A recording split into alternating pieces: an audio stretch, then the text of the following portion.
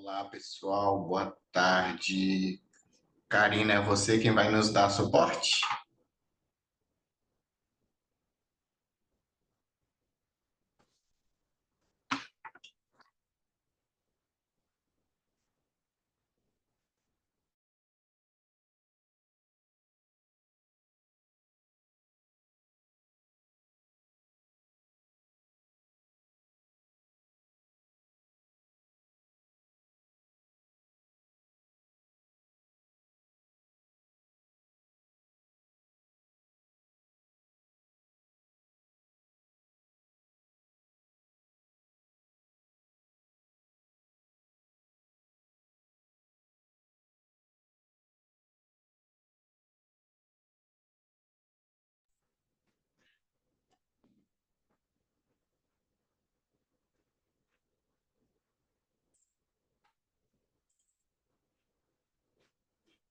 Olá, pessoal, boa tarde. Todos me ouvem? Sim, boa tarde, tudo bem? Tudo bom? Eu sou o Silas, o professor quem vai estar conduzindo essa sessão. Acho que falta 2 minutinhos para começar. Vamos guardar mais um pouquinho para ver se o restante do pessoal chega. Já vi que o Marcelo está aqui, que é do primeiro artigo, Liderança em Ambientes Remotos. O Lucas também já está aqui, que é do terceiro artigo.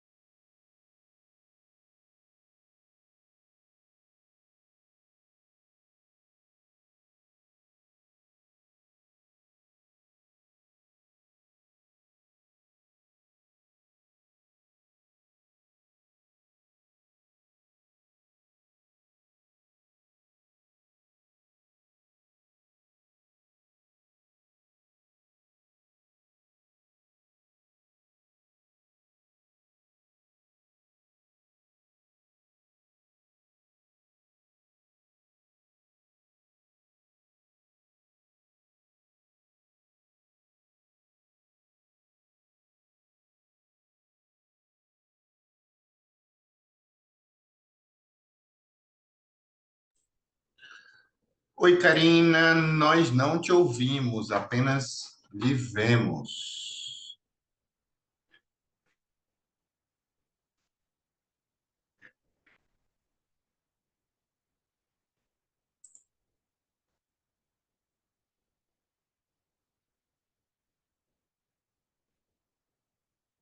Online tem dessas coisas, gente. Quando a gente menos espera, desconecta a câmera, para fone, faz parte.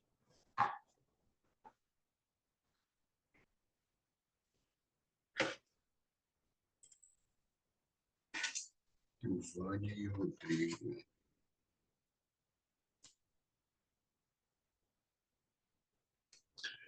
Então, nós já temos aqui autor do primeiro trabalho, do segundo,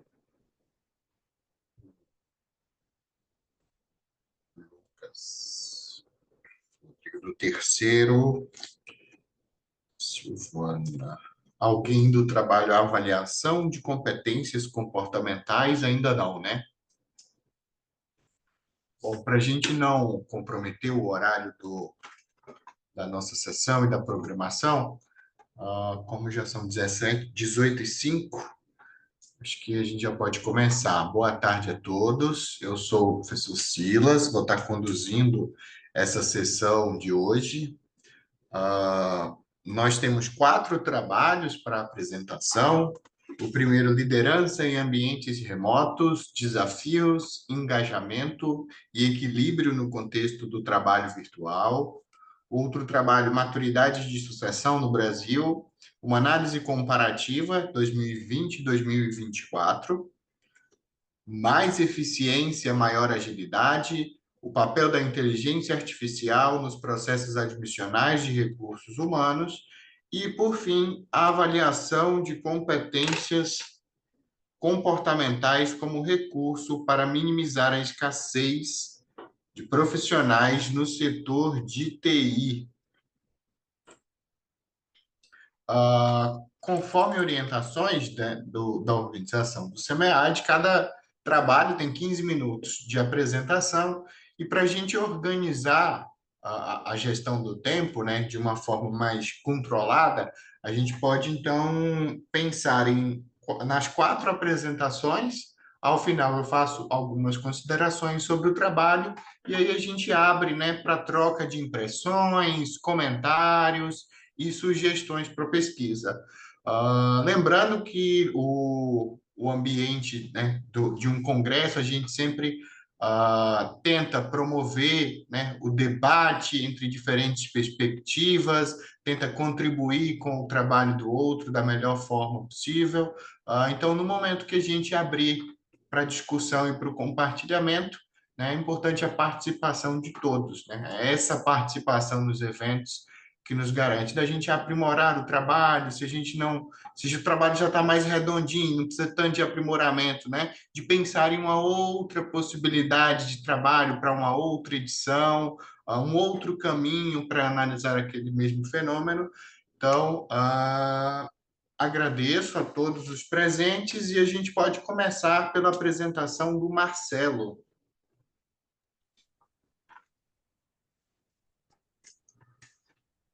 Oi, me escutam? Sim. Beleza, tá. Então eu vou abrir aqui, tá?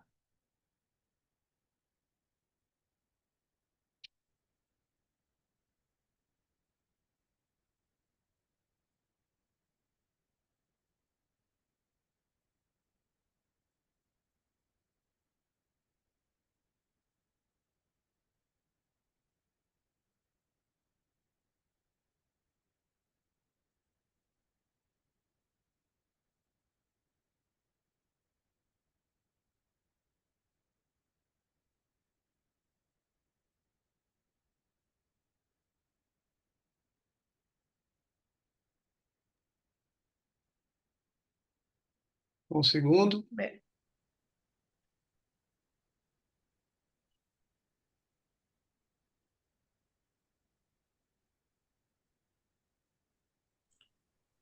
Enquanto o Marcelo prepara aí, Karina, como você está sem áudio, qualquer coisa que precisar, manda no chat que eu estou atento aqui, tá?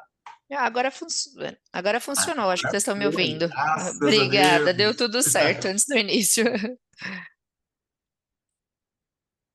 Vamos começar, Silas? Tá.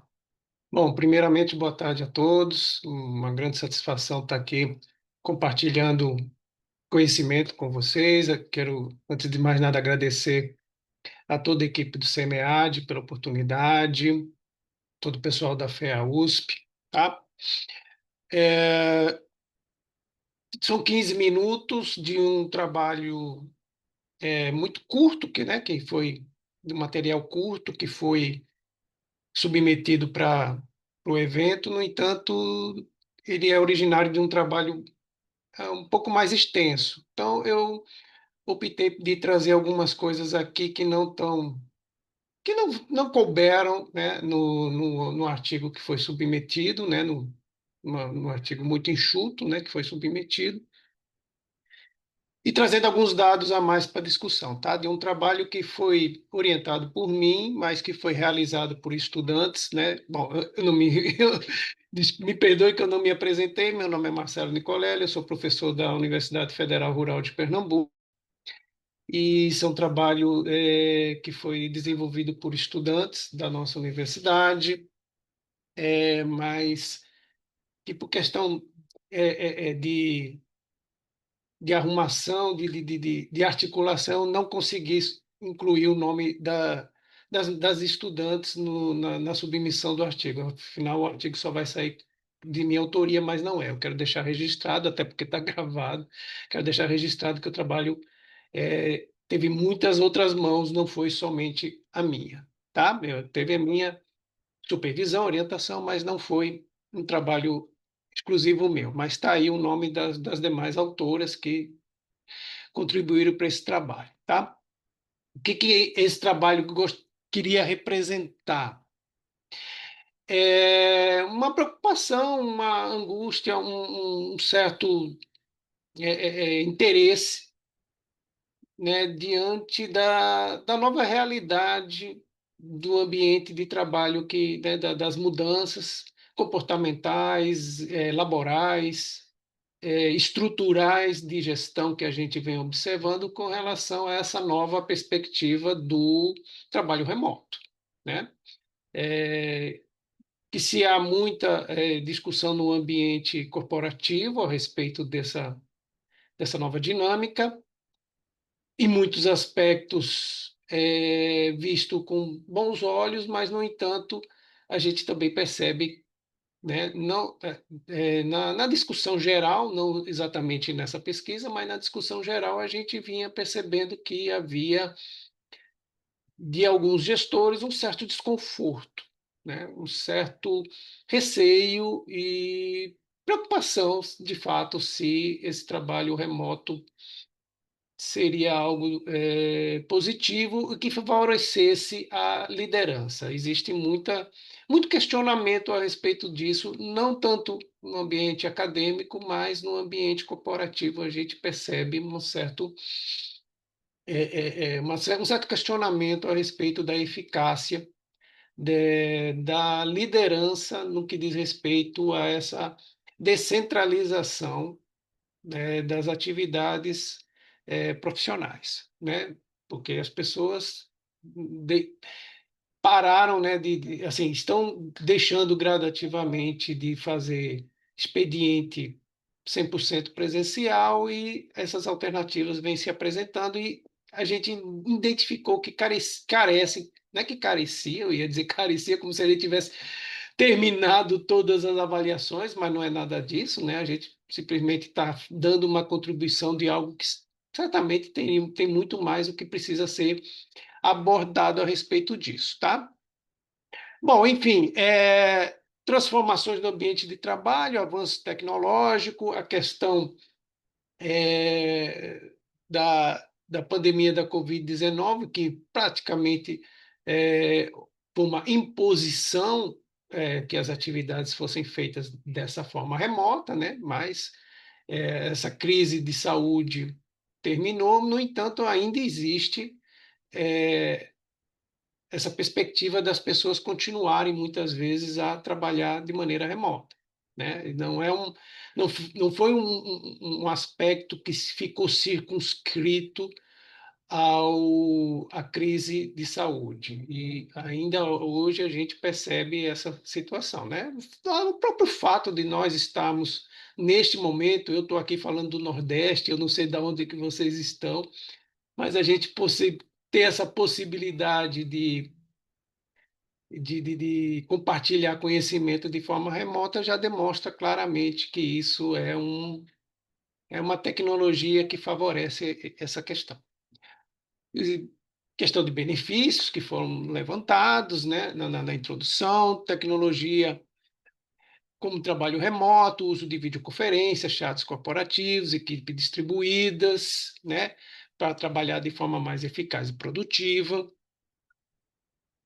E alguns desafios que a gente identificou, como a necessidade de adaptação de liderança por ausência de contato físico, né? Manter engajamento, comunicação eficiente, cultura organizacional, uma vez, né, que as pessoas estão muito dispersas, então precisa existir uma certa coesão, né, um certo empreendimento das pessoas de participar desse processo.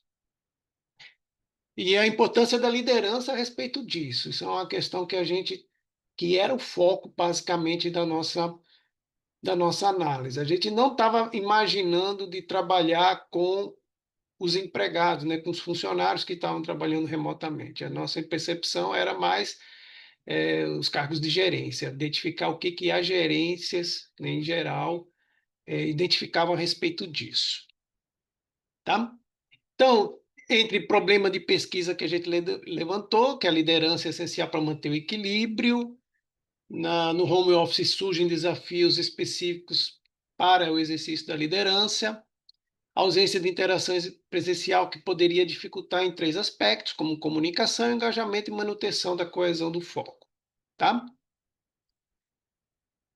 E traçando alguns objetivos, né, como esse objetivo geral de identificar estratégias para melhorar a comunicação, engajamento, performance das equipes, e alguns específicos que estão relacionados aí. Eu não vou ler todos, né? Até porque eu não trouxe todos aqui para essa discussão, eu só quero levantar alguns deles que foram abordados no material que foi submetido.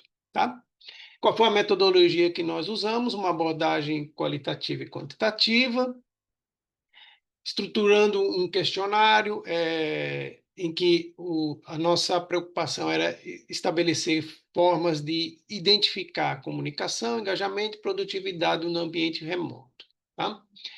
Nosso público-alvo foram líderes, dos quais 48, dentre tantos que a gente tentou levantar, responderam o nosso questionário, né, através da internet, foi pelo Google Forms, e certamente uma das questões que levanta é se esse número é um número representativo. E não é, eu devo realmente admitir que não é exatamente um número representativo, mas ele, como eu estava explicando, ele é um trabalho que não se conclui aqui. A gente tem basicamente uma análise experimental ainda que a gente precisa certamente aprofundar, e o fato de eu trazer isso para o SEMEAD é justamente escutar um pouco a percepção de outros colegas a respeito do que poderia ser melhorado, como foi a proposta que o Silas colocou logo no começo. Tá?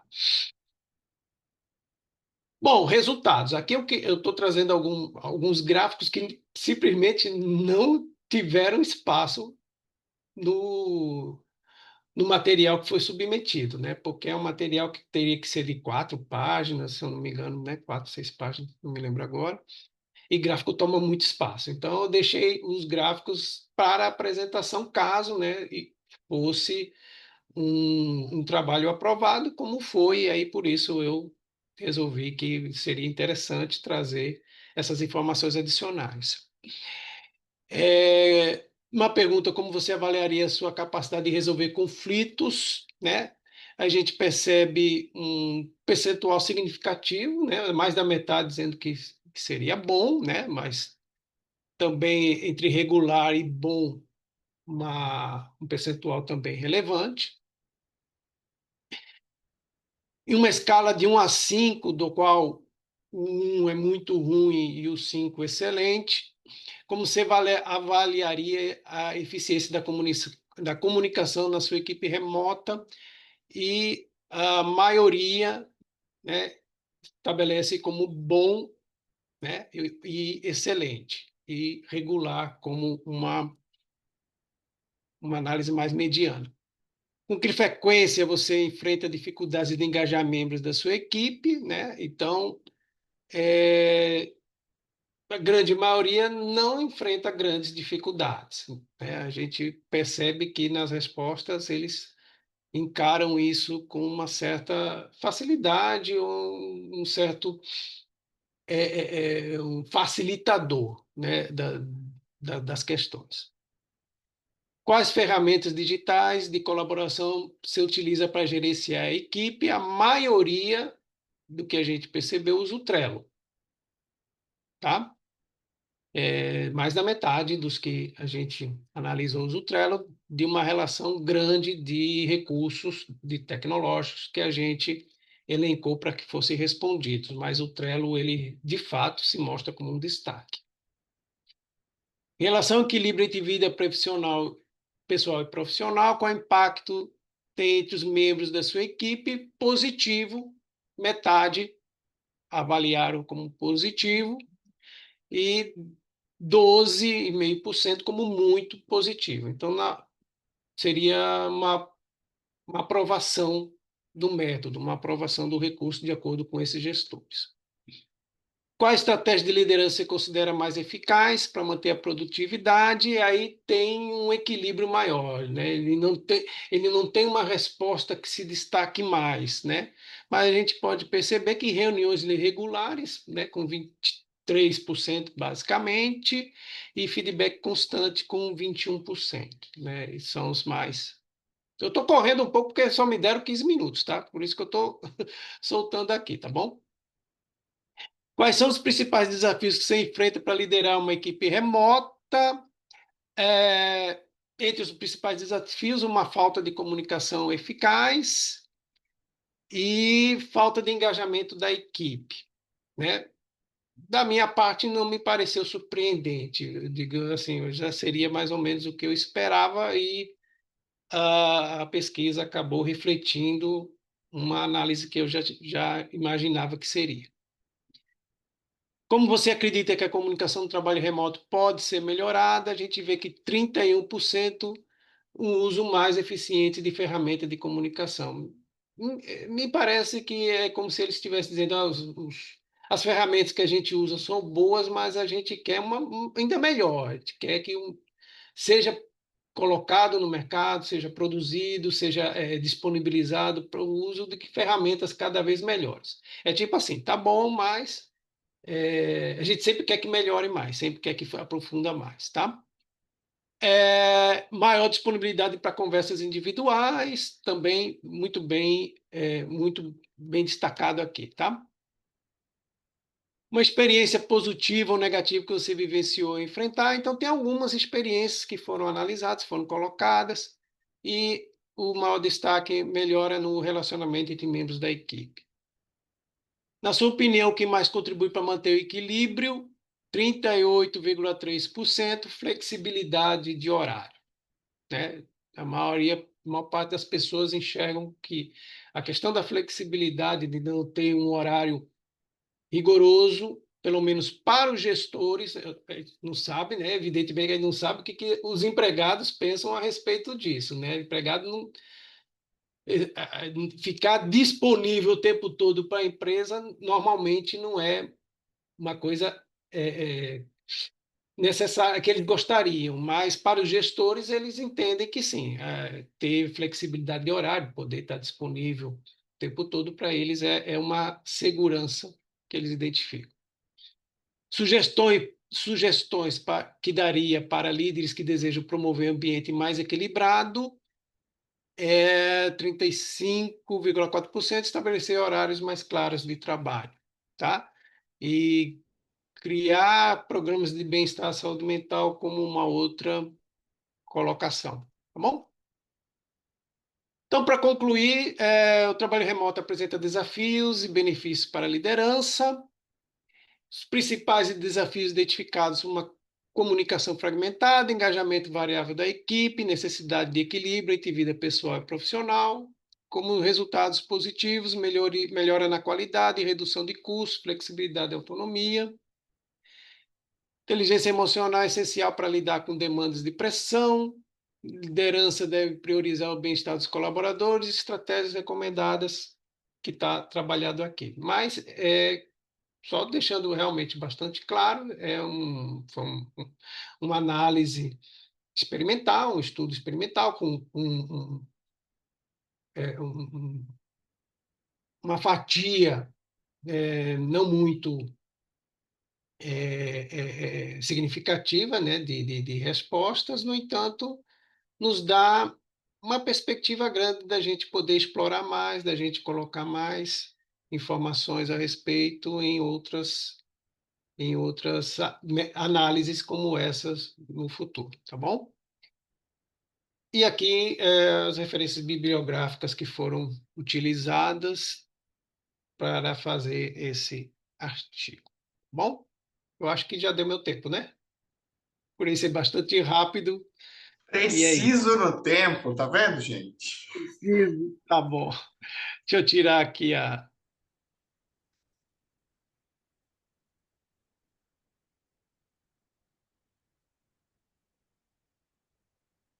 Eu não estou muito habituado. Ah, tá aqui, interromper compartilhamento.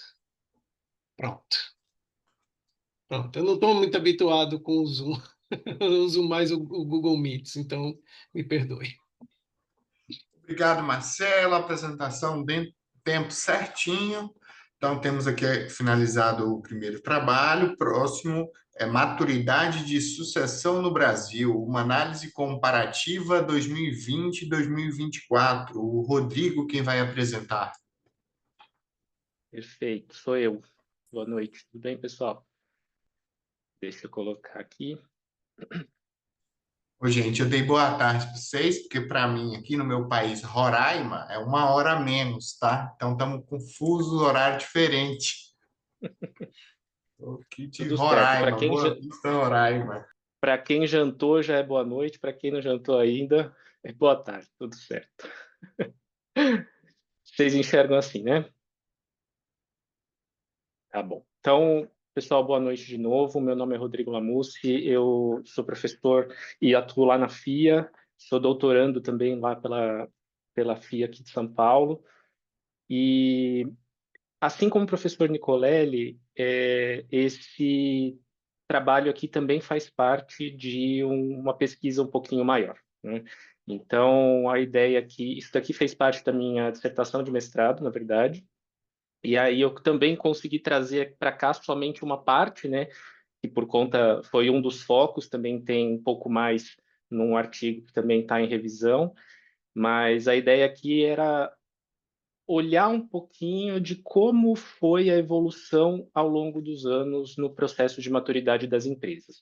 Já adianto que é lógico que aqui a ideia não é estressar e olhar uma amostra que a gente consiga enxergar todas as empresas do Brasil, porque a gente não vai ter, não ia ter essa capacidade agora, e a comparação, eu vou mostrar isso na apresentação, a comparação também é com uma base de dados que a gente não tem acesso 100% a quais empresas estão. Então, a ideia aqui não é comparar empresa com empresa na evolução, e sim qual era um cenário lá em 2020, quando foi feita essa primeira etapa lá da pesquisa, e hoje, né, 2024 ali para 25, como é que a gente enxergou isso na hora de realizar a pesquisa. Então, opa. Um pouquinho do contexto, né, que foi dessa pesquisa. A primeira coisa, num cenário organizacional, a gente sabe da importância do desenvolvimento de pessoas e da competitividade para a competitividade. E a gente está num momento de muitas incertezas, muitas mudanças, Infelizmente, o cenário de 2020 também não era tão diferente assim, né? Os casos eram diferentes, as situações talvez um pouco, mas também tinha muita certeza e também tinham muitos desafios. E por isso a ideia de olhar um pouquinho de como as empresas estão reagindo a isso, em relação à preparação da liderança. E existe, do ponto de vista de uma necessidade estratégica, o desenvolvimento, lógico, de talentos para alocar essas pessoas nas posições no momento certo, da forma certa e com as competências corretas. E essa pesquisa teve uma questão norteadora de realmente se houve uma evolução nesse processo, e aqui a gente usou uma escala de maturidade que é um dos tipos, né, uma das possibilidades, mas que foi a mesma utilizada lá na pesquisa de 2020 para a gente usar uma comparação um pouquinho, tentar um pouquinho mais justa, né? Então, mas a ideia era ver um pouquinho dessa evolução. De objetivo, teve avaliar essa evolução então dos níveis de maturidade nessas empresas atuantes no Brasil, né? Então, eu vou falar um pouquinho da amostra mais para frente, mas também todas as empresas a gente pegou exclusivamente atuantes no Brasil. Lógico, tinha multinacional, né, de capital estrangeiro, mas a ideia é que elas estão atuantes aqui. E essa pesquisa trabalhou com algumas lacunas da perspectiva teórica, então as pesquisas de sucessão ainda se concentram muito nas empresas familiares e ou nas posições sêniores, né? Existe, lógico, um desafio, e isso eu percebi também na pesquisa inicial, existe um desafio das empresas familiares, claramente, é uma particularidade, é um cenário um pouco diferente, mas a minha dissertação lá atrás foi exatamente para que a gente pudesse tentar entender o que estava acontecendo, e aqui teve a mesma percepção, né, de que ainda existe esse enfoque nas posições sêniores em empresas familiares. Então, para empresas que não são familiares e olhando para a gerência média, por exemplo, ou para outras posições, ainda tem um pouquinho de desafios em relação ao tema inexplorado. E deixa eu tentar tirar vocês daqui, agora sim. E do ponto de vista de desafios organizacionais, existem alguns estudos já que mostram, já mostravam lá em 2020, e isso continua acontecendo, de que as empresas ainda têm muita dificuldade de usar a própria liderança para a preparação de sucessores, né? Ainda tem empresas que ficam muito focadas em utilizar o RH exclusivamente ou outras ferramentas, outros tipos de preparação externa, seja consultoria, treinamentos, mas que ainda não conseguem utilizar corretamente as próprias lideranças para esse desenvolvimento. E a sucessão ainda é tratada de forma reativa, né? Então a gente costuma brincar que as empresas só pensam só pensam em sucessão quando o presidente CEO é atingido por um ônibus, a gente brincou na época, porque aí não tem mais jeito mesmo, a empresa precisa olhar para isso. Então esse era o nosso desafio de tentar colocar luz um pouco sobre essa questão. Do ponto de vista teórico, a gente se baseou muito no Dutra, né, no professor Joel, que a ideia era usar o processo dele para a gente entender o quanto que as empresas estavam fazendo ou não de algumas etapas. Então, o questionário foi baseado, teve algumas perguntas relacionadas à maturidade, que eu já vou falar da escala, mas teve bastante pergunta em relação a como que as empresas estavam olhando para plano de desenvolvimento, para ações. A pesquisa original teve um foco em gerência média, mas a ideia aqui foi abrir um pouco mais o leque, e já que a gente tinha esses dados, para que a gente conseguisse entender um pouquinho dessa perspectiva no geral. A escala de maturidade não é nada muito novo, na verdade é uma estrutura que foi proposta lá em 86 pelo Douglas Hall, e foi utilizado por alguns autores ao longo do tempo, mas a Tatiana Dutra, a filha do Joel, ela fez, na tese de doutorado dela, ela utilizou exatamente essa tabela, essa é uma construção minha, mas exatamente essa estrutura como escala de maturidade, né? E eu vou falar um pouquinho mais para frente que existem alguns desafios em relação a usar isso como escala de maturidade, mas foi um ponto de partida para a gente tentar entender um pouco das fases onde as empresas poderiam se encaixar. Então, a ideia da escala é que tem uma série de fatores e dependendo de em qual momento a empresa está, ou ela trata o processo de sucessão de forma mais reativa e focada em posições críticas, como a alta liderança, ou ela desenvolve todo mundo, né? O que é bom, mas existem alguns desafios, principalmente porque quando você desenvolve todo mundo, a tendência, e a literatura mostra isso, é que você desenvolva as pessoas para o cargo de agora, né, e para as necessidades de agora da empresa. Mas a ideia é que lá no terceiro nível a empresa consiga olhar para frente e desenvolver as pessoas. O próprio professor Joel fala muito disso, de desenvolver o potencial e não a performance, né? Então é desenvolver o futuro para competências futuras de um cargo futuro, alinhados à necessidade estratégica futura da empresa. Então a ideia é que a empresa teria uma maturidade, um nível maior de maturidade de sucessão, olhando dessa forma. E aí, a base comparativa, então, foi o trabalho da Tatiana, lá de 2020, e a ideia é que ela trabalhou para verificar o desenvolvimento e retenção dos candidatos à sucessão. Então, ela usou uma base na época das 150 melhores empresas para trabalhar, que atualmente está com a FIA, e ela usou essa base utilizando todas as perguntas para tentar entender como é que a empresa analisava, de acordo com a maturidade de sucessão, como é que ela analisava como é que ela fazia os processos de retenção desses funcionários. E ela usou uma série de dados, mas ela basicamente selecionou essas variáveis da base da pesquisa, padronizou essas variáveis e fez algumas análises ali. Um ponto de atenção é que essa pesquisa já contemplava uma amostra limitada, né, de um perfil muito específico de empresa, que são, por mais que a base seja relativamente grande e represente boa parte das grandes empresas do país, e na época também já tinha essa representatividade, ainda assim existe um perfil muito específico e uma amostra de quem responde à pesquisa, né? Então, a maior parte das empresas ali foi identificada que já naquela época atuava nos níveis mais baixos de sucessão, entre 1 e 2. A gente tinha aí quase 71% dessas empresas basicamente atuando de forma reativa com o processo de sucessão. Eu trouxe aqui alguns dados de que isso é uma pesquisa dela lá de 2020 ainda, para a gente entender um pouco da comparação, que a gente tinha 29% das empresas atuando de forma proativa e esses quase 71% atuando de forma reativa, né? Então, na época, a conclusão dela, dentre outras da pesquisa, dentre outros achados, foi que daquelas empresas líderes de mercado, majoritariamente elas ainda estavam tratando seus processos de sucessão de forma reativa e voltadas para o momento atual e não no contexto futuro. E aí, para a gente tentar entender um pouquinho dessa comparação, a gente desenhou uma pesquisa quant com questionário. Esse questionário foi trabalhado entre setembro e outubro de 2024 e foi por amostra de conveniência, foi enviado para minha rede inicialmente, mas aí a gente foi conseguindo que isso fosse se espalhando por indicação.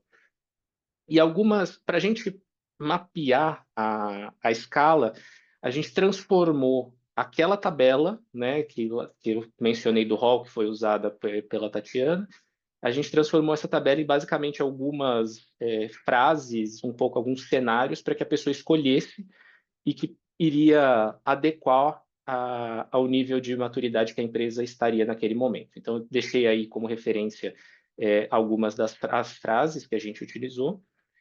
E aí, o que a gente teve de resultados? Primeiro que foram 156 respostas válidas, foi uma amostra bem considerável pelo tempo que a gente deixou rodando, e deu para a gente fazer diversas análises muito interessantes. Primeira coisa, vamos pensar um pouquinho no que a gente descobriu, né? Os respondentes, 61% foram homens, 49% quase da geração Y. A gente teve 23% da área comercial, basicamente, foi majoritário, e 35% estavam nos níveis operacional e sênior. E aqui eu deixo um destaque que foi importante. Vocês me ouvem ainda? Eu acho que vocês não estão me ouvindo mais. Então, Sim, estamos te ouvindo, sim, tá ouvimos. certinho. Porque meu fone marcou aqui, está quase sem bateria. Qualquer coisa desconecta. Atentos e vigilantes. Ok. Então é o seguinte, aqui é um destaque interessante porque a gente está olhando que os respondentes não estão na gerência média, né? Então eles estão ou sendo preparados para a primeira gestão, ou eles estão já no nível sênior. Então a ideia é que a gente conseguiu pegar um pouquinho dessa perspectiva ao longo da hierarquia, né? E para a gente, na pesquisa original, foi super importante ter essa camada operacional, porque a gente estava estudando exclusivamente gerência média lá, né, o desenvolvimento da gerência média, então a gente estava entendendo realmente que essas pessoas estavam com a percepção de que não iam ter um próximo passo tão claro, né, ou não tinham clareza desse próximo passo. Bom, em relação às empresas, basicamente 65% de grande porte, 72% não familiar. Então, aqui a gente usou, para esse artigo, a gente usou a base completa, para a gente ter um pouquinho de como ia ficar essa estrutura. 49% de capital estrangeiro, mas todas atuantes no Brasil, setor farmacêutico, e aqui o grande ponto, né? Basicamente, se a gente pensar em relação à pesquisa de 2020, a gente quase não evoluiu, aliás, a gente piorou, né, em relação a empresas que estão tratando o processo sucessório de forma reativa. De novo, isso está no artigo, eu trouxe aqui também, tem, lógico, limitações em relação a essa comparação, mas é uma forma da gente entender que as empresas ainda têm muita dificuldade em trabalhar o processo sucessório, e quando trabalham, vira só da alta liderança, vira um check no processo formal. A gente percebe que empresas multinacionais têm uma tendência um pouquinho maior, e aí falando da prática, né? Alguns textos já falam sobre isso, mas na prática a gente vê que empresas multinacionais têm uma tendência um pouco maior a trabalhar isso de uma forma um pouquinho mais estruturada, porque trabalham com muitos países e precisam desse mapeamento, mas ainda assim existe uma dificuldade bastante grande. Bom, perspectiva comparativa, então. Lá em 2020, a gente tinha esse cenário, 68% aqui de concentração nos níveis mais baixos, e a pesquisa de agora, a gente tem 73%, 74%. Então, alguns pontos que a gente levantou, né? Quando comparados, primeiro reforçam a preocupação da falta de evolução do processo de sucessão, da estruturação, né, e da abrangência. Aqui, quando eu falo de abrangência, em relação a quais níveis o processo estava sendo aplicado. E a gente fez algumas análises aqui, né, uns testes estatísticos para a gente entender, por exemplo, o que a gente conseguiu perceber. Que o cálculo aqui mostrou que a maior diferença aconteceu nos níveis 1 e 2. Então, as empresas do nível 1 tiveram uma alteração, então a gente consegue ver aqui, né, que era 39 foi para 54 e do nível 2 de 31 para 19. Ou seja, muitas empresas estão ainda mais, se a gente considerasse dessa forma, ainda mais reativas em relação ao processo sucessório, porque hoje elas estão majoritariamente no nível 1. Né? Por conta do tempo, eu vou deixar aqui todos os pontos. A gente teve, então, esses resultados que reforçam a preocupação com relação ao processo sucessório. A gente sabe que tem limitações em relação à amostra que foi de conveniência, a gente não utilizou todas as escalas, a gente entende que teve esses pontos, mas a ideia aqui é colocar luz sobre um tema que é extremamente importante e está correlacionado com desenvolvimento de liderança, com gestão de talentos fortemente. Então, a ideia aqui é que a gente possa sugerir estudos futuros de replicação desse estudo numa amostra mais ampla e talvez um estudo longitudinal com empresas específicas para a gente tentar entender esse processo de evolução, muito mais do que binário 0-1, existe ou não, mas sim como a empresa está evoluindo ao longo do tempo. E é isso. Muito obrigado. Aqui eu deixei ao final, esses são meus contatos, eu deixei ao final aqui as referências também. Tá bem, Rodrigo. Obrigada pela apresentação. Próximo trabalho: mais eficiência, maior agilidade. O papel da inteligência artificial nos processos admissionais de recursos humanos. É o Lucas quem vai apresentar? Isso. Só um momentinho.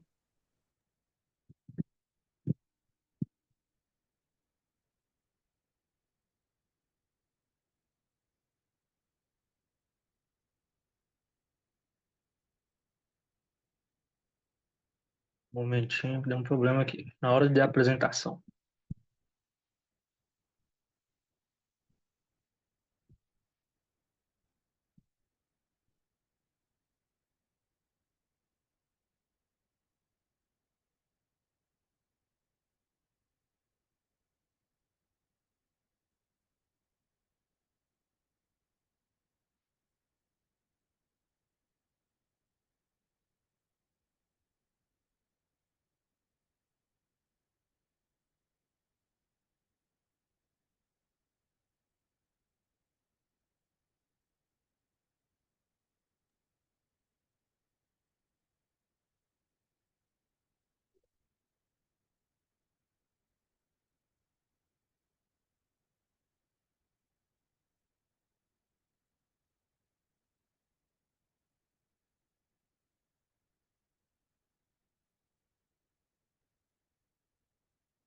Um momento, por favor.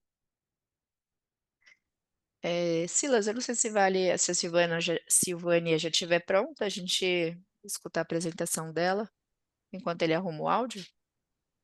Pode ser. Sim, por Boa favor. sugestão. Uhum.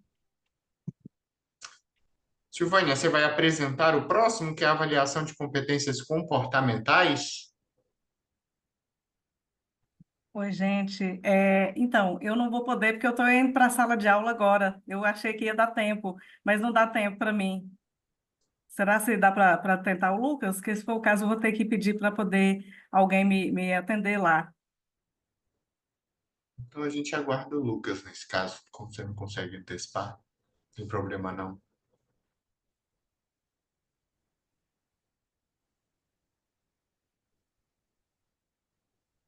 Só um momentinho que falou aqui que o arquivo não está sendo suportado, eu vou ter que transformar ele. Tá bem, Lucas, é online, onde tudo acontece, é ao vivo, faz parte.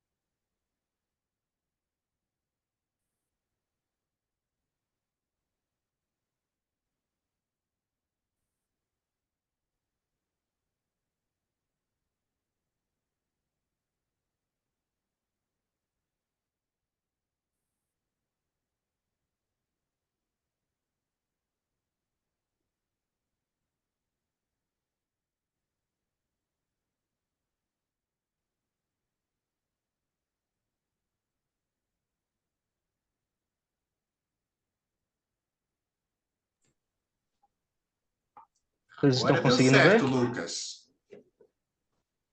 Agora sim.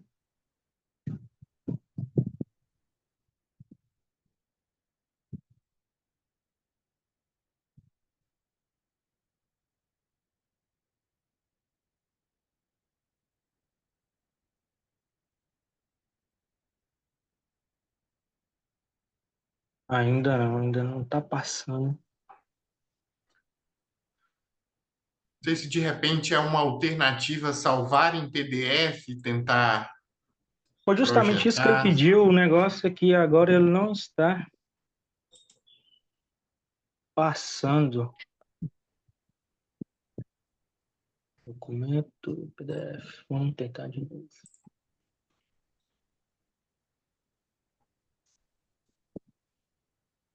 Ah, sim, agora foi. Você quer compartilhar? Ah, sim, senão a outra opção era compartilhar aqui com a gente e aí eu iria passando para você. Sim, mas eu creio que agora foi. Você me confirme, por favor, se ele Ah, mudou então, de página. mudou. Certo, então tudo certo agora. Ok. Então, primeiramente, boa noite a todo mundo que está presente. Meu nome é Lucas. Eu sou acadêmico da Universidade Estadual de Montes Claros, né, aqui em Minas Gerais. Esse trabalho, ele teve alguns pontos. Primeiro, né, que ele começou a ser desenvolvido em uma multinacional que se encontra aqui em Montes Claros.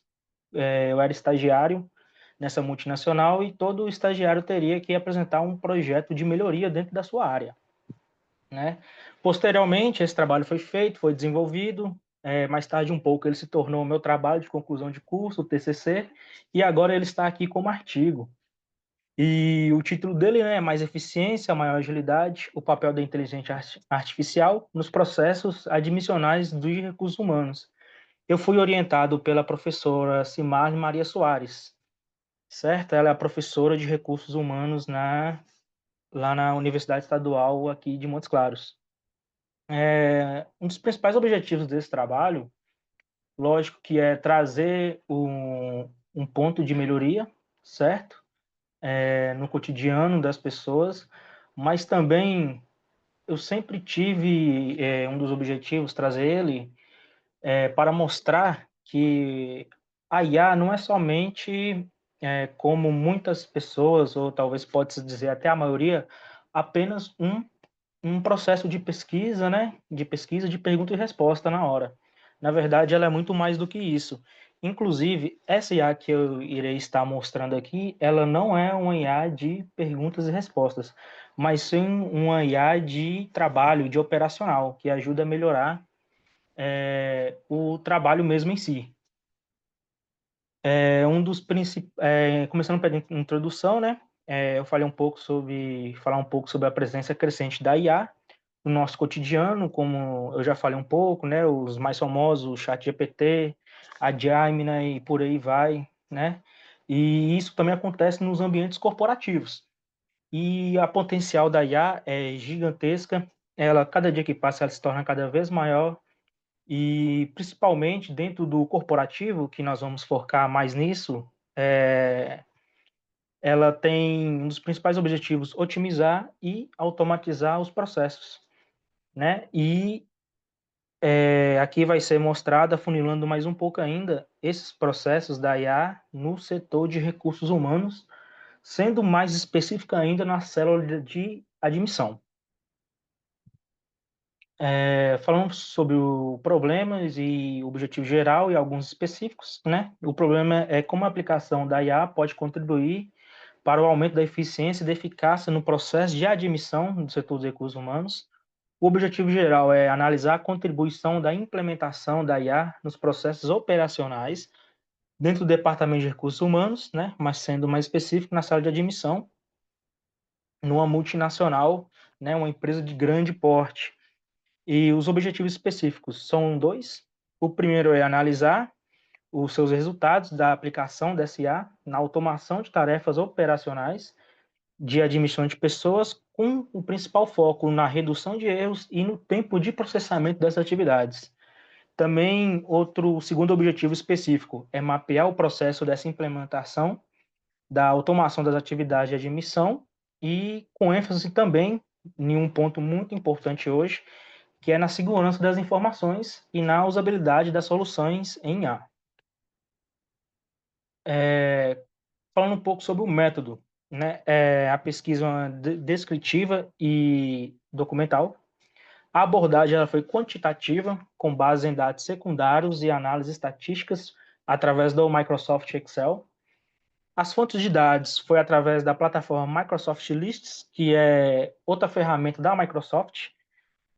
Essa plataforma foi onde estava todos os dados dos novos admitidos, né? E foi usado para justamente para poder, para a evolução desse trabalho, né? Os dados que foram analisados são de 420 admissões no ano de 2023 e 388 admissões no ano de 2024. São documentos pessoais de candidatos aprovados, esses são os dados que serão analisados, e levantamento bibliográfico em base ao CAPES e o Google Acadêmico. As etapas de pesquisas, né, para a evolução desse trabalho e também da criação da ferramenta da IA. Mapeamento da demanda no processo de admissão, análise de volume de documentos e os erros que aconteceram nesse processo, o desenvolvimento e implementação da ferramenta da IA em si mesmo, que foi através do Power Automate, que é outra ferramenta da Microsoft, que é justamente para melhoria de processos. Ela é focada nisso, tanto na IA, também fora da IA, em fluxos automáticos, entre muitas outras coisas. E avaliação do desempenho, tempo, a precisão e a redução de falhas. Começando com os resultados antes da implementação da IA, né, que é a análise de demanda e volumetria documental. A conferência era uma conferência manual dos documentos enviados por e-mail em um PDF, que são documentos obrigatórios para admissão de novo funcionário dentro da empresa.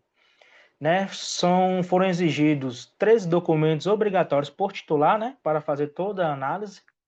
E se houvesse algum dependente desse titular, cada dependente teria mais 5 documentos também obrigatórios a serem enviados para a análise. Era um processo moroso, suscetível a erros e retrabalho, justamente porque era um processo de análise manual, certo? E era um volume muito grande, né, que teria que ter um foco muito grande e isso, com o tempo, acabaria cansando os agentes que estivessem trabalhando com isso e poderia ocasionar possíveis erros. E esses possíveis erros poderiam também ocasionar futuramente um retrabalho e baixa eficiência nesse processo, né? Aqui, para exemplificar melhor um pouco o tamanho da volumetria que foi analisada, 2023, 420 admissões, 2024, 388 admissões. Cada admissão dessa, a pessoa teria que nos enviar uma relação de documentos, como no mínimo 13 documentos, como dito anteriormente, que ao final de todo esse número foi analisado manualmente 10.504 documentos entre esse tempo que foram validados. Então é uma volumetria muito grande.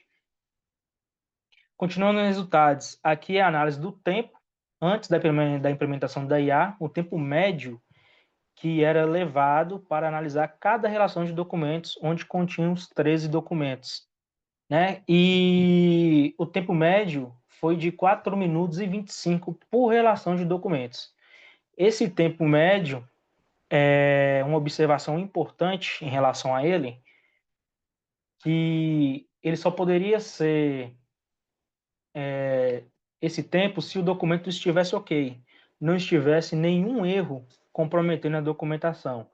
Caso houvesse algum erro, alguma falta de algum documento, entrariam muitas outras variáveis que poderia aumentar esse tempo de análise do documento. Aqui, continuando os resultados, né, antes da implementação da IA, que é a análise do tempo gasto em dias no período de um ano. Foi feito todo o cálculo e dentro de um ano, se a gente colocasse todo o tempo e transformasse em dias, a gente ficaria 3,51 dias somente analisando documento manualmente. E isso foi, com essa visão aí, sempre também de melhoria, foi feito o que nós podemos fazer para melhorar isso, né? Agora que entra a implementação da IA com esse objetivo de melhorar esse processo, que é o quê? Foi feito, né, através do Power Automate, que é uma ferramenta do Microsoft, da Microsoft, né, que é focada em melhoria de processos. Foi feito a criação de robôs. Foram feitos 13 robôs, um para cada documento. E qual que era o seu objetivo? Eu iria treinar esses robôs para ler as informações necessárias, certo? Ele conseguiria ler essas informações necessárias. Foi feita a criação de uma base que será mostrada posteriormente, e ele iria armazenar todas as informações que são precisas dos candidatos, né, para serem lançadas no sistema. Com essa criação também, já adiantando, foi feito a redução de possíveis erros, já que a IA irá pegar diretamente do documento a informação.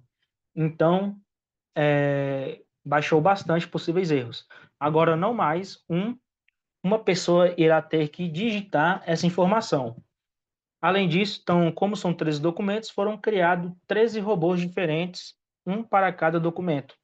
E, afinal de tudo, esses 13 robôs, ainda dentro do Power Automate, foi todos compilados em um único fluxo automático. Agora, toda vez que um candidato nos enviasse uma documentação que era via e-mail corporativo, automaticamente o robô, a IA, no caso, iria estar lendo todos esses documentos e trazendo já todas as informações necessárias para o lançamento dessas informações no sistema. Os resultados, né? A integração de robôs e a extração automatizada. Com a integração com o Power Automate, né? A criação do fluxo automático dos robôs, né? Ativar e receber os e-mails e documentos dos candidatos, ele ativado quando já chegasse o e-mail, realiza a leitura e extração automática dos dados dos arquivos PDF. E todos esses dados são lançados dentro dessa base de dados. Eu borrei essa base de dados porque ela é a base de dados real e aqui continha algumas informações pessoais que não podiam ser compartilhadas. E era armazenada dentro dessa base de dados. Continuando o resultado, né? Os impactos dessa implementação da inteligência artificial. Ela reduziu o tempo de 4 minutos e 25 para 43 segundos, né? Por relação de documentos. E o ganho da eficiência, né? Que foi feito de agosto de 2023 a julho de 2024, essa análise. Total de admissões analisadas em 397. A IA eliminou a digitação manual e reduziu as falhas humanas, né? Possíveis falhas humanas, e os dados extraídos com muito mais agilidade, precisão e segurança, que é muito importante. E já era possível exportar direto para a base da folha de pagamento. Também, né, continuando os resultados, análise da inconsistência documentais, eficiência da IA na detecção de erros, né? A principal falha que tinha era a ausência de documentos obrigatórios, que a gente tinha que descobrir isso por ser manual. Agora não, ela também já conseguia, isso tomava muito tempo da gente. Agora ela já detectava automaticamente, né? E agora dá para a gente também verificar os dados direto na base de dados e agilidade no processo, identificação de falhas. A conclusão, né? A implementação da IA no RH otimizou o processo de admissão, reduziu o tempo e erros na conferência documental. A automatização dos robôs, a leitura e extração de dados substituiu tarefas manuais e morosas. O tempo médio foi reduzido de 4 minutos e 25 para 43 segundos. A IA identificou com precisão documentos ausentes, certo? E essa mudança permitiu que os profissionais de RH focassem em outras atividades mais estratégicas, aumentando a eficiência e eficácia no setor. Aqui estão as principais referências que foram usadas para a evolução do trabalho. E é isso. Obrigado pela atenção. Obrigado, Lucas, pela apresentação do trabalho. O próximo trabalho, a avaliação de competências comportamentais como recurso para minimizar a escassez de profissionais no setor de TI. Silvânia.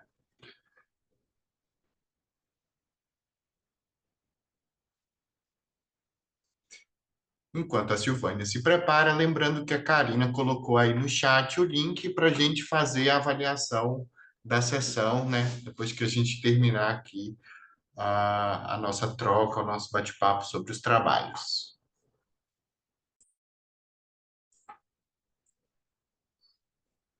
Nos ouve, Silvânia?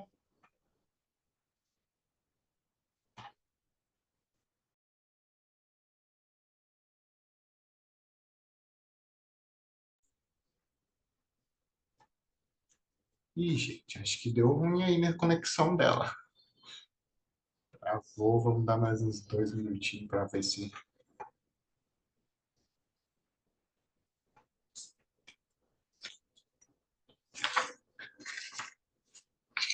Se eu mando uma mensagem aqui.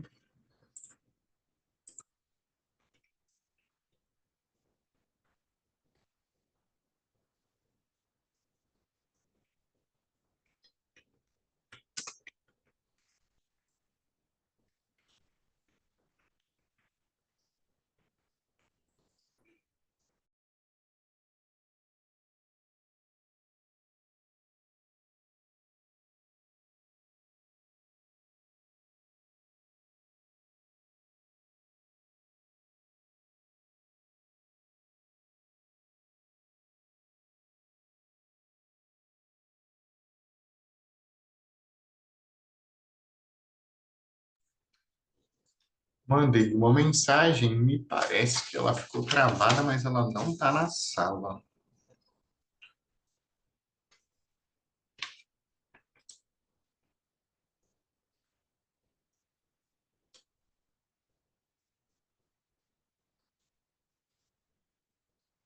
Esperar mais 2 minutos, que aí se ela não retornar, né, eu volto para fazer as considerações e aí a gente abre para discussão. Ela aparecendo, aí a gente inclui, porque senão compromete a apresentação da sessão e aí bagunça um pouquinho a programação. Mas é online, gente. Online acontece tudo Silas, quando a gente menos espera. é. Silas, Oi, você falou Silvânia, isso. eu como Silvânia aqui, mas não, meu artigo foi o que o Lucas apresentou agora. Ah, então não temos ninguém do artigo Avaliação de Competências Comportamentais?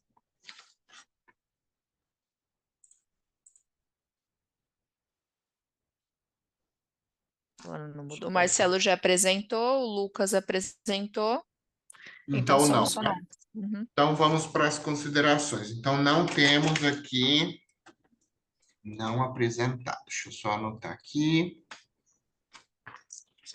Então, nós temos 3 de 4 artigos na sessão, temos 25 minutos ainda, dá tempo de fazer algumas considerações e a gente abre para trocar um pouco, né, a experiência sobre as diferentes pesquisas.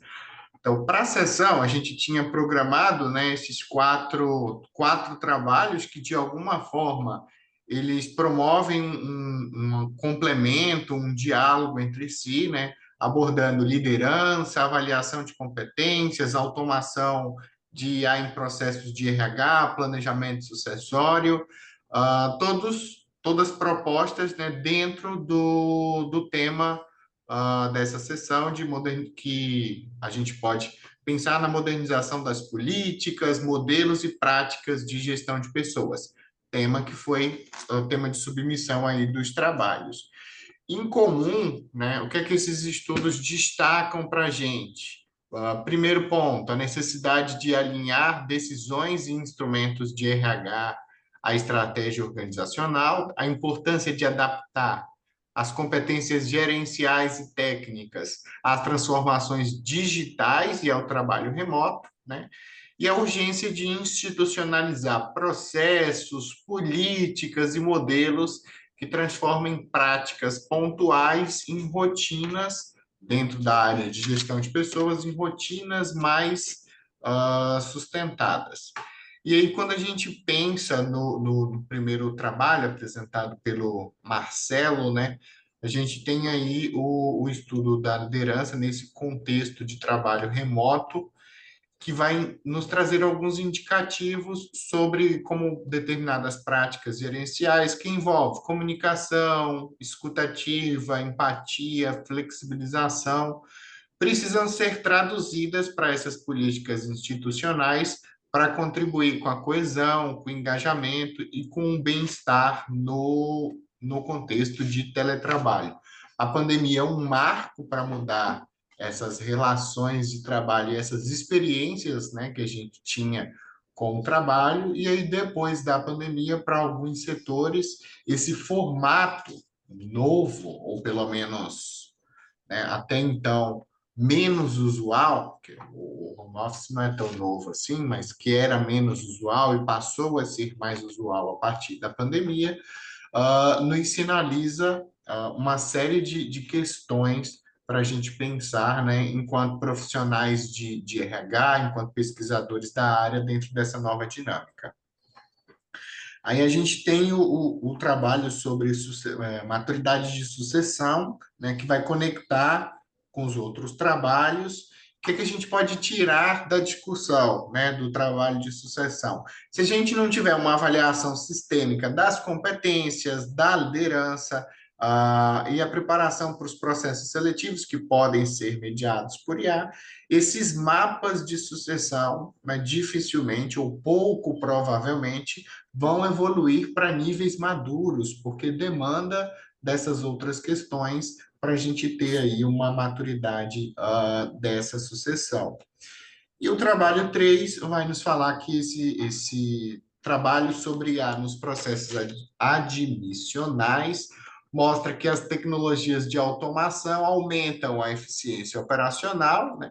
E acabam liberando, em alguma medida, o RH, os profissionais de RH, para algumas tarefas mais estratégicas. Esse operacional a gente deixa automatizado e vamos pensar, né, no que é mais estratégico para ser feito.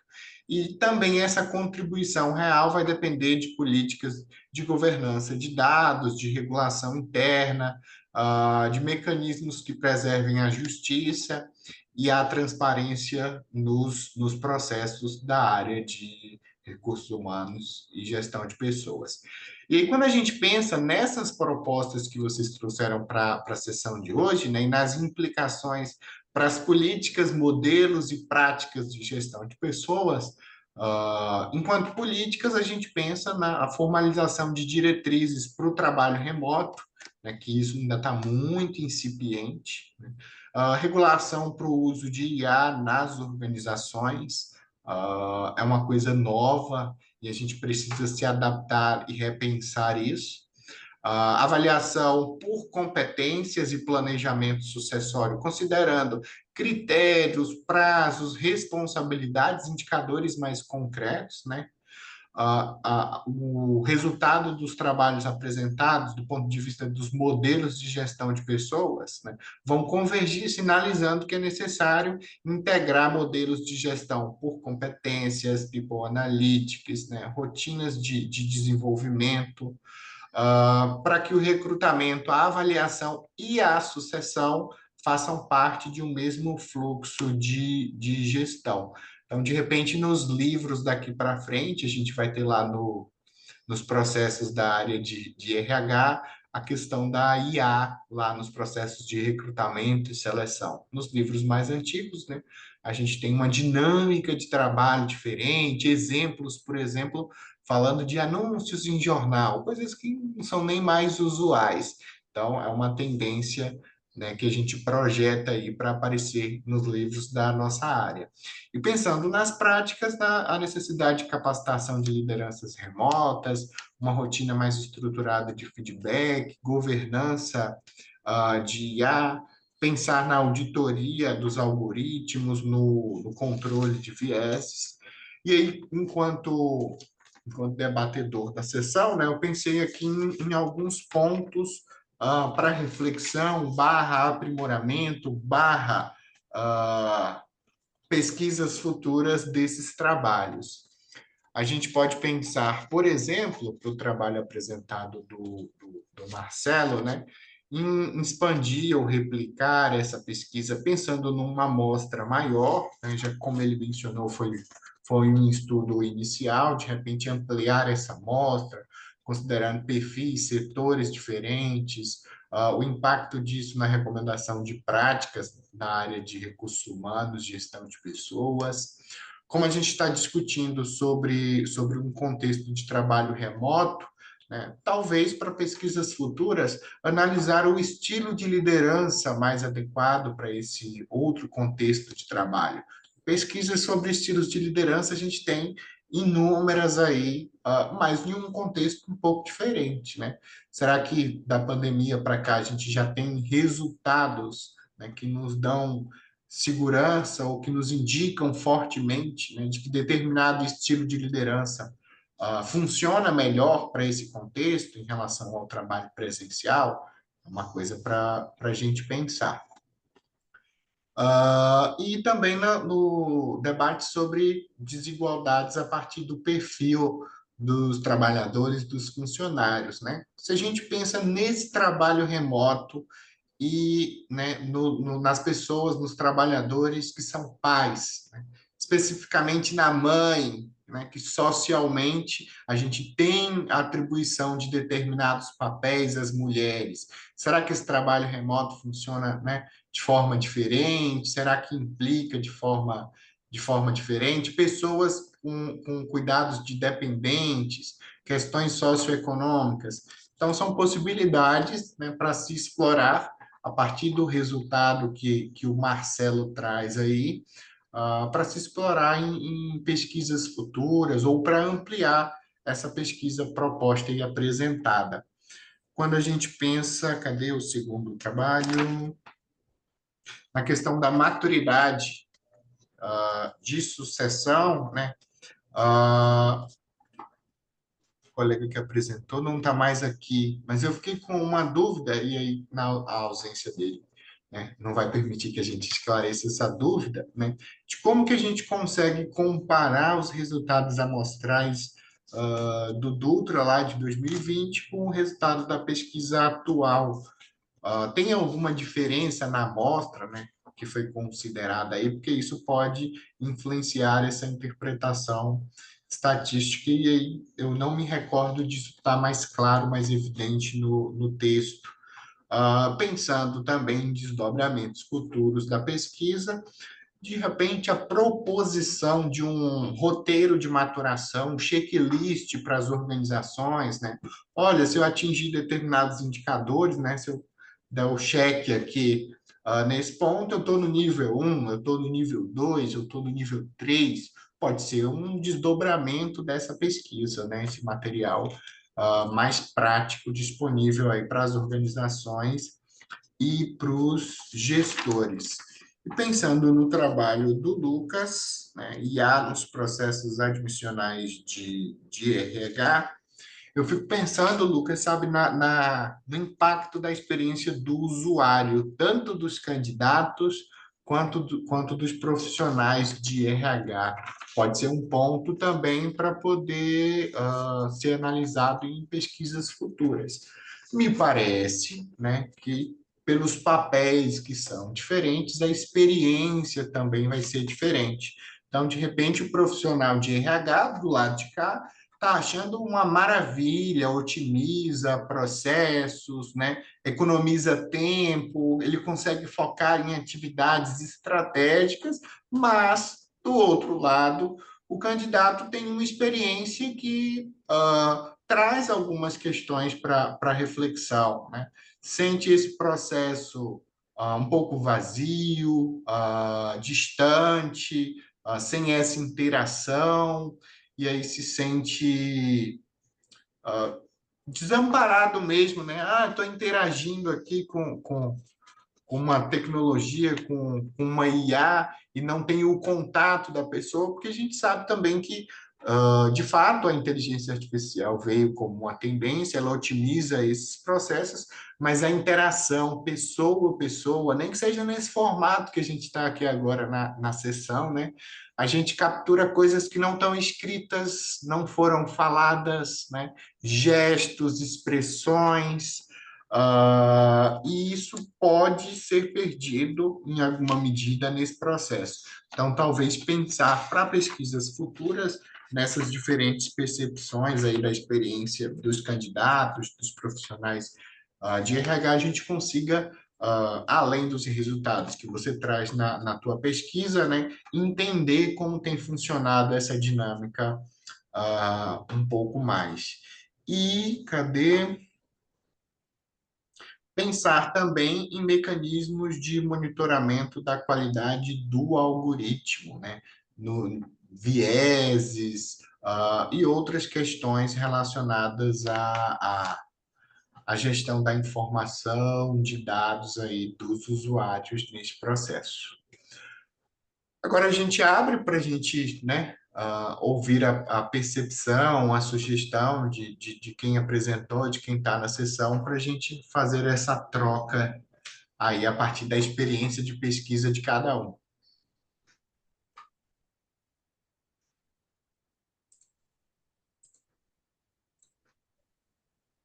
Então, Posso né, começar? Silas? Opa, pode sim. Ah, por favor, pode ir. E o que você trouxe como sugestão, Silas, é extremamente importante, né? E já tive algumas pequenas discussões antes. Pô, será que eu caí? Não, Oi, estamos te ouvindo. certo. É Silas, correto? O apresentador, o nome? Me corrija se eu estiver errado, por favor. Sim. Isso mesmo. Tive algumas pequenas discussões sobre isso, né? Que, certo, a IA realmente ela facilita muita coisa, mas ela também distancia um pouco o ser humano do ser humano, né? Isso é uma discussão muito importante que também eu pretendo, né, trazer essa discussão junto com esse trabalho futuramente. E outra coisa que eu também pretendo trazer com esse trabalho, que eu não consegui fazer até hoje, é a questão financeira de como isso pode ser implementada, né? Mas essa sua, me fugiu a palavra agora, extremamente válido. E eu já estou pensando bastante em fazer isso e como fazer isso. De repente, aí nas próximas edições, na próxima edição do Semear, a gente já tem uma pesquisa nova, Lucas, com desdobramento, né, desse primeiro Claro, movimento aí de entender essa dinâmica. Ia ser muito bacana, viu? sim.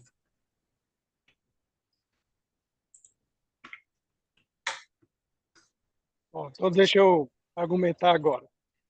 Primeiramente, parabenizar a toda a equipe, ao Silas, a Karina, o pessoal que também que apresentou. De fato, eu acho que suas considerações, Silas, foram bastante pertinentes. Eu acredito que realmente é um trabalho é, que tem muito a evoluir, né? Que a gente pode realmente ampliar bastante, não só na amostra, eu acho que a gente pode realmente ampliar muito dos conceitos, né? Ele abre um leque muito importante para a gente desenvolver todos esses trabalhos, tá? Lucas, eu não sei se, eu vou te fazer uma pergunta, Lucas, eu não sei se você vai poder responder, mas eu fiquei curioso.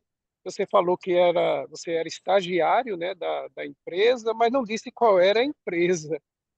E eu fiquei curioso de saber, não sei se é uma informação sigilosa que você não pode falar, se for tudo bem, mas eu fiquei curioso de saber, pela iniciativa da empresa, inclusive, de procurar. é, eu não vou usar a palavra correta, eu ia dizer explorar, mas não é que eles estão explorando os estagiários, não.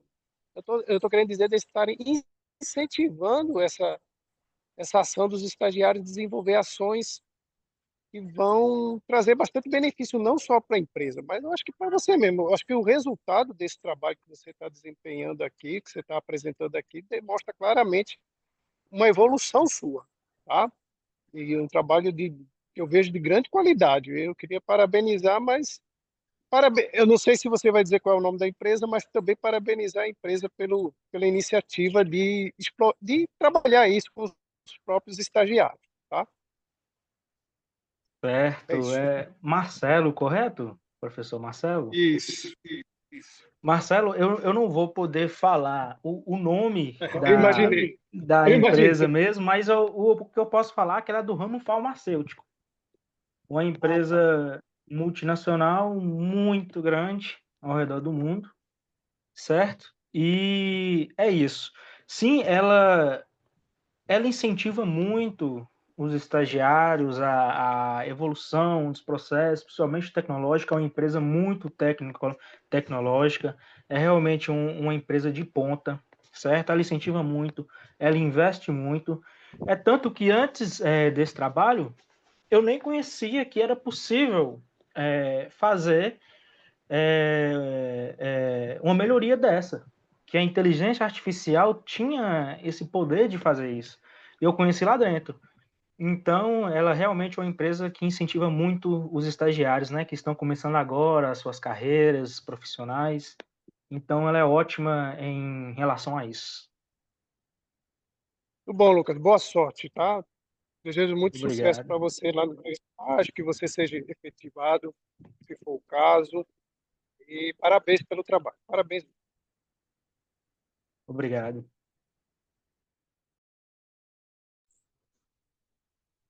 Bom, alguém tem mais alguma consideração? Vou aproveitar e tirar uma dúvida aqui com a Karina. Você que lança a presença ou chega alguma coisa para mim de quem apresentou? O sistema vai calcular automático as Ah, presenças pelo nome que nós cadastramos e o e-mail. Não precisa tá bem, fazer nenhuma anotação. tá bem. Só pedir que os participantes façam a avaliação lá no link da nossa sessão. Importante, pessoal, essa avaliação para a organização ter um retorno, né, da percepção de todos os participantes. Então, caminhando para a finalização dessa sessão, agradeço, né, a todos pela submissão de trabalho, parabenizo pela aprovação, né. Hoje é o primeiro dia, é importante lembrar isso, a gente tem uma programação aí para os outros dias, mesmo quem for participar no formato remoto, assim como eu, né, dá uma olhadinha na programação, tem um monte de coisa bacana, de outras atividades que não as apresentações, e desejar sucesso aí na condução das pesquisas. Espero reencontrá-los aí em outra atividade do evento, ou quem sabe na edição de 2026.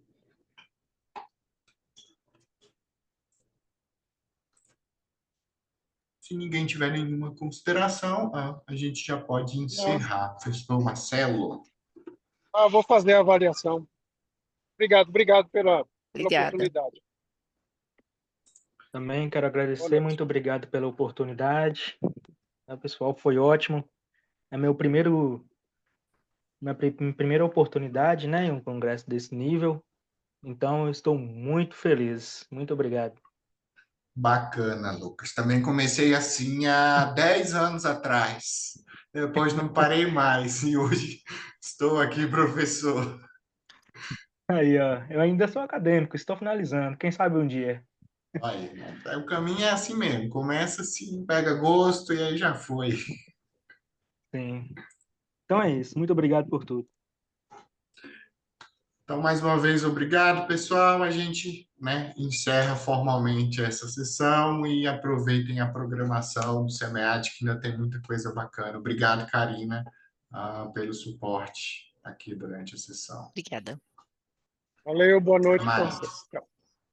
Boa noite.